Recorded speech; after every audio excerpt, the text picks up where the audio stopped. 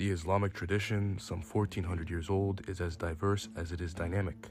Throughout history, the tradition has been home to a broad spectrum of ideas, oftentimes influenced by surrounding belief systems and complicated cultural conditions. Such an ummah is the perfect place for constructive dialogue and discussion, of which there was an abundance. The endless debate among scholars in different regions of the Islamic world gave notoriety to names of polymaths like Al-Ghazali or Al-Razi.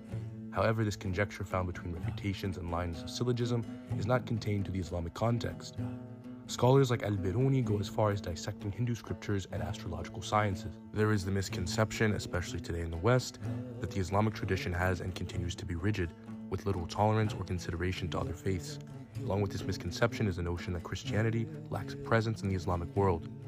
However, Arab Christians have existed in the region long before Muslims. Arab Christians interacted with Muslims long before the Christian West had. Given that Islam and Christianity co-inhabited the region for the last 1400 years, the land is home to a wealth of notable commentaries and debates. Al-Ghazali, Ibn Arabi, Al-Junayd, Al-Razi produced a variety of inventive commentaries on the Gospels that are harder to find today. Through them, the image of Christ as an incarnation of a divine reality, not God himself, however, commissioned and granted agency by God, arises with a more Islamic, generous approach to the Gospels. In the midst of either da'wah or internal critique of Christianity, some Muslims are prone to suggest that the Quran, says the Gospels, Injeel in Arabic, are heavily distorted and is no longer a valid religious authority. The common explanation for this argument is that Allah considers the Injeel to have been the revelation Jesus received, as opposed to the accounts of his disciples. However, it may be the case that the Quran uses the Injeel to refer to a generic Christian text or theology. The Arabic word Injeel is derived from the Greek Evangelion, meaning and referring to the good news of Christ. The Arabic language, however, already had the term Bushra, meaning good news. A possible reason Injeel is utilized as opposed to Bushra is to denote the Greco-Roman identity of the context of the text. This seems likely because in Roman Judea, modern-day Palestine, Greek was a lingua franca. It may also be because the authors of the Gospels, heavily literate Greek-speaking Jews, invoked or borrowed the literary devices and tropes of figures like Homer or Plutarch. Within Book 19 of the Odyssey, Odysseus returns back to his palace disguised as a beggar. When he arrives, his wife, who does not recognize him, has an older woman wash his feet. She, Odysseus' former wet nurse, recognizes him by a scar on his foot. She keeps Odysseus' identity private, however, to protect him. Her name is Eurycleia, meaning widely known. There's a striking parallel found in the Gospel of Mark. In Mark chapter 14, verse 19, Jesus, while getting his feet washed by a woman in Bethany, blesses her for the favor and claims she knows something about him the disciples do not know. Like Eurycleia, she possesses a secret, his coming crucifixion. He then says she shall live on in the account of every Gospels, wherever they are preached. She is identified in another Gospel as Mary Magdalene. She shall be widely known like Eurycleia. Christ is likened to Odysseus. This is not to suggest the Gospel writers fabricated this narrative, but rather that Christ is perhaps invoking familiar narratives in front of his Greco-influenced audience to convey a certain idea of his status. Another example of the Gospel's Greco-Roman identity is found in John 1:1. In the beginning was the Word was with God, and the Word was God. Jesus here is being referred to as Word, or Logos in the original Greek. Prior to Christianity, the term belonged to a school of thought in Greek metaphysics surrounding the One, which is the ultimate divine source for existence, an absolutely simple and necessary cosmic being. The Word, or Logos, within this framework is the self-intellection and typically internal expression of the One. It seems like Jesus is called the Logos to demonstrate to the likely Greek-speaking Jewish reader that the proximity Jesus holds to the Father is like the proximity the Logos holds to the One. The Logos is often, however, considered to be a lesser God to the One, and perhaps in the case of the Gospels, the idea of a lesser deity than the Father is hyperbolic rhetoric to convey the high status of Christ. The acknowledgement of the Gospel's Greco-Roman context is relative to the Quran's identity as a uniquely Arabic phenomenon. In chapter Yusuf of the Quran, verse 2 reads, "Indeed, we have sent down an Arabic Quran so that you may understand." A widespread misconception is that the Quran is a stiff literal text, and in the verse of Surah Yusuf, it is being said that the Quran is simple and easy to understand. However, it must be considered it was never a text to begin with to be considered that way. The Quran was revealed piecemeal through sometimes ad hoc recitation over 23 years, many times in response to theological, moral, or legal questions raised in Mecca or Medina. The Quran has a context that lacks a certain charm or charisma when removed from the period of Muhammad's presence. The apparatus of the Quran functions very differently as a book than as a recitation. Complementary in nature is the fact that the recitation is also the literal meaning of Al-Quran. The aforementioned verse in the beginning of chapter Yusuf could very well imply the Quran is unique from a linguistic standpoint.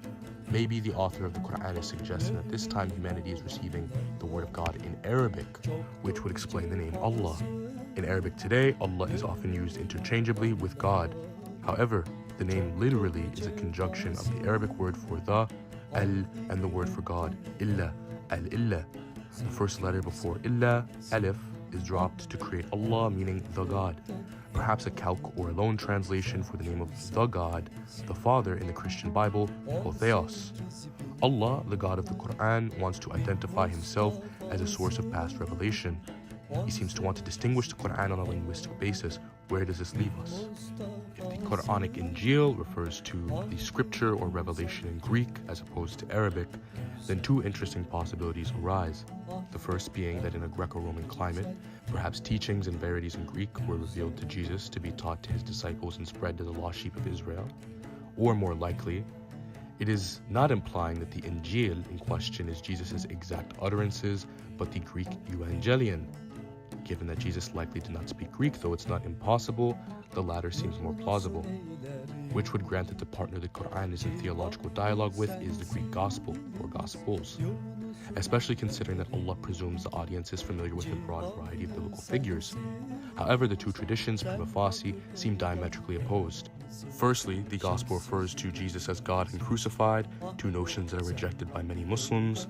Secondly, the same Muslim is likely to believe in the corruption of prior revelations like the Torah or the Injeel. However, multiple notable Islamic scholars throughout history have stated that a widespread cross-continental conspiracy to fabricate these texts is implausible.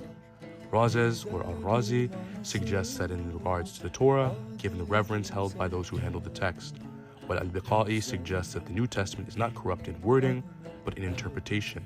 We'll further investigate the latter. What does this say about the traditional passion narrative?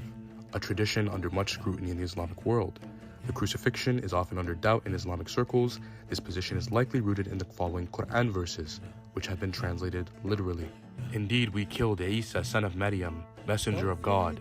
Killed him not they did, crucified him they did not, but it was made to appear so to them. No, he was raised by Allah towards him. These verses are found in Surah An-Nisa, verse 157 through 159. Yet we see in Surah Al-Imran, when Allah said, O Isa, indeed I will take you, cause you to die, and raise you to myself. This is often read as, O Isa, indeed I will take you and raise you to myself. However, the word used after inni, indeed I, is mutawathika. Using the letters waw, fa, and ya in the root in 23 other places suggests death. In this case, it's on a passive participle, denoting the recipient of the action. This reading allows for certain interpretations of the Passion narrative. Infamous Persian polymath Al-Ghazali suggested as such. How does this inform other readings of Quran verses about Isa ibn Maryam alayhi salatu wasalam? The Quran notoriously says, do not say those who die on the path of Allah are dead, nay they live. Ergo, it may be the Quran is not disagreeing on the Gospel on that regard. What is being said to the Pharisaic enemies of Christ is that they are not responsible for his death, rather God is, and it was a part of God's plan. This answers many questions, yet it does not solve any inquiry about paternity. Amongst the exegetes, like Al-Biqai, the relation between the Father and the Son is simply metaphorical. And this is not a new idea. In the book of Psalms, chapter 82, verse 6, we read, Ye are gods, and all of you are children of the Most High. Here, the tribes of Israel are called children of the Most High, in a similar way that they are called the wife of the Most High throughout Isaiah as well. Similarly, Jesus prays in John 17, They are not of this world, even as I am not of it. My prayer is not for them alone. I pray also for those who will believe in me through the message, that all of them may be one, Father, just as you are in me and I am in you. Verse 14 and 20 through 21. Jesus hopes that his followers are able to be as one with God as he is. In a metaphorical sense, Christ is suggesting the absolute submission to the will of the God and the abandonment of a worldly personal will. Scholar Ibn Arabi, a major figure in the Akbari school of thought, popularizing an orthodox yet rigid form of monotheism through a type of non-dualism. Dualism being the philosophical school of thought relating to nuances of body and soul, which often leads to distinctions based on individual souls. Monism, on the other hand, a form of non-dualism, is a belief that everything is one substance. Ibn Arabi's Wahdat al-Wujud, a type of panentheism, is believed to have been proclaimed by Jesus. Penen meaning all in, and Theos meaning God. Panentheism is the worldview that all things are within God, or that God is immanent within all of creation. The Andalusian saint of the 11th century declares God's immanence and existence is more actual than anything else's. God's immanence, presence in the material intelligible world, and God's existence, his hasaidi, are more real than our immanence and our existence. Ibn Arabi's predecessors like Mansur al-Hallaj would go as far as to claim Ana al-Haq. After hours of meditation and prayer, Mansur al-Hallaj ran through the streets shouting Ana al-Haq. Ana meaning I and al-Haq meaning truth. The utterance later led to the execution of Mansur al-Hallaj. The students and followers of Hallaj often understood the statement to mean through worship he had annihilated his nafs, meaning self or ego in Arabic, and become one with God. This understanding is often supported by the Quran verse, surely to Allah we belong and to Him we all return. Surah Al-Baqarah 156. Such ideas are not foreign to the Christian tradition. Thomas Aquinas, like Augustine of Hippo before him, considered the forms of all things as having an existence grounded in a divine mind. Forms in this case meaning eternal abstract existences like numbers or moral questions, universals like colors or love. Similarly, the scholastic tradition would render God to be the only true existence. Lastly, if there is reason to believe the Quranic Injeel is the Greek gospel, how might it inform an interpretation of Jesus' suggestion that he is God? It would inform you insofar as to come to the conclusion that they are not suggestions. However, they're not claims to be God. From an Islamic hermeneutical perspective, this is necessary considering the Quran says Isa to have said, I am a slave of God. He gave me the revelation and made me a prophet. Surah Maryam, Ayah 29. A reconciliation of this statement and others might be found in Jewish ideas of agency. The first example is in John 1:1. Ironically, this verse is often presented to demonstrate the unequivocal presence of the Trinity in the New Testament. It seems, however, baked into the Johannine prologue, a differentiation between O Theos, the God, and Theos, which could be translated as a God. In the beginning was the Word, and the Word was with God. Jewish scholar of the 1st century, Philo of Alexandria, continuously refers to Moses as Logos in his questions and answers on Exodus. He also refers to him as Theos. In his De Vita Mosis, he claims Moses even entered and perceived the incorporeal and immaterial realm in which God dwells. Perhaps it was not uncommon for Hellenized Jews in late antiquity to use this type of language when speaking about divine agents of a high status. This is to be expected of a figure of such high status like Jesus or Moses, who is made God before Pharaoh in the first verse of Exodus chapter 7. Agents, whether angels or prophets, are privileged to identify themselves as God, like a representative or a viceroy speaks on behalf of their superior. Yet no one would say the statesman is identical to the monarch they serve. A misunderstood example of this is in Exodus chapter 3, when Moses meets the angel of the Lord, more commonly known as the burning bush. In the second verse of Exodus chapter 3, we read, Here the angel of the Lord appeared to him in flames of a fire from within a bush. God called to him from within the bush, Moses, Moses. Interestingly enough, 2 verses later, the angel of the Lord is referred to as God. Then he said, I am the God of your father, the God of Abraham, the God of Isaac, and the God of Jacob. However, the angel of the Lord is not the God. Later in Exodus chapter 23, verse 21, God, when speaking about the angel of the Lord, says, Pay attention to him and listen to what he says. Do not rebel against him. He will not forgive your rebellion, since my name is in him. The angel of the Lord possesses the divine name, allowing him metaphysical authority to do certain things, yet he's not God. Consider a stamp that a potentate uses being used by a vice-regent. Continuing with the rest of verse 6, we find Moses hid his face because he was afraid to look at God. God is not in the bush or the bush, yet the angel of the Lord is in the bush. We are perhaps observing an example of Jewish agency on behalf of the angel of the Lord. The challenges raised by these readings of Exodus have been reconciled by Christians like Church Father Justin Martyr or Origen by saying the angel of the Lord is Jesus appearing pre-Annunciation. As we read in Exodus chapter 23, God is said to have said, He will not forgive your rebellion, suggesting the angel of the Lord does not have license to forgive sins, something Jesus does in the Gospels. Paul, in the 5th verse of the book of Hebrews, writes, To which of the angels did God ever say, You are my son, today I have become your father?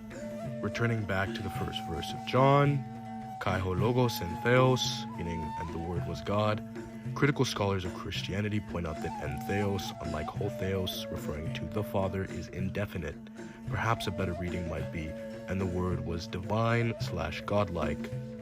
Godlike in the sense of possessing a divine name, but is not equal to or to be equated with God. Later in John, chapter 5, verse 43, Jesus says, "I have come in the name of my Father, you do not accept me, but if someone comes in his own name, you will accept him." Such an interpretation is not disingenuous on the behalf of Muslim theologians like Al-Razi or Al-Ghazali, as similar language surrounding Christ in the Gospels is used to refer to Muhammad sallallahu alayhi wa sallam in the Quran. Neither the Prophet nor God in the Quran refer to Muhammad sallallahu alayhi wa sallam as God. It is written, however, in the Quran, "Verily those who give allegiance to you, Muhammad, surely give allegiance to God. And he who obeys the messenger obeys God." Finally, the I am statement. In John 8:58, Jesus, when preaching, says, "Truly I say to you, before Abraham was, I am." This is commonly understood as Jesus quoting the I am statement found in Exodus chapter 3. When Moses asks God name, God answers, "I am that I am." Biblical scholar Dr. Schnell claims the Johannine Jesus as the Logos is pre-eternal and therefore prior to Abraham, leaving us with the rendering of Christ to be a manifestation of a divine decree, just as many Muslims may understand the Prophet Muhammad to be the embodiment of the Quran, which is believed to be the speech of God.